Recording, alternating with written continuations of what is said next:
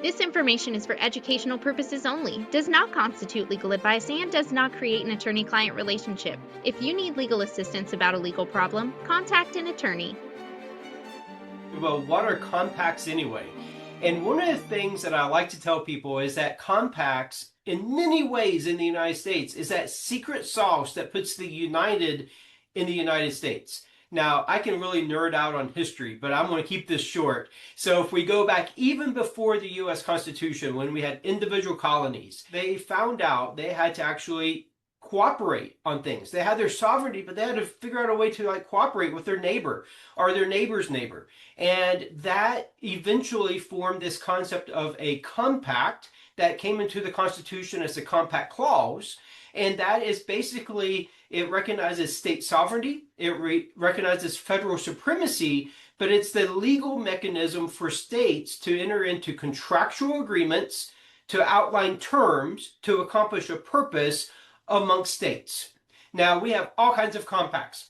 We have driver's license compacts and water compacts and airports. Many airports are compacts and, transportation systems and education. The list goes on and on and on. EMS is one of 250 plus compacts.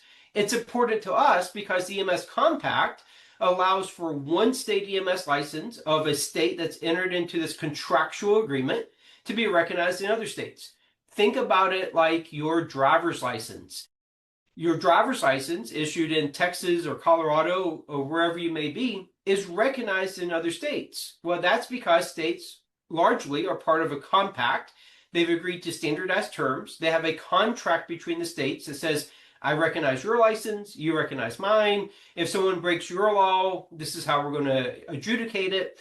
And that is the model used for the EMS Compact. Now, your question also went on to, well, why did we even need this compact and what was the origins? So if you go back now about 12, 13 years ago, and at the time, we have a large federal-based EMS workforce, everything from air marshals through Secret Service, through FBI, all kinds of Homeland Security initiatives. And our federal workforce said, well, wait a second, we don't want to be in violation of state law. But at the same time, it's just not practical for me to carry 50 different licenses.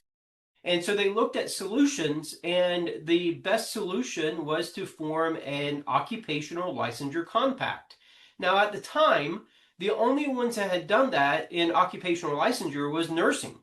So the Department of Homeland Security funded a project to explore this, explore the legal foundations of it, and actually create the foundation for what is today the EMS Compact. So that's the origin, kind of in a nutshell, really quick, but it really started out of a need to figure out how do we solve this issue, which, by the way, was much bigger than just federal officials. I mean, I at one point in time, I held 7 state licenses.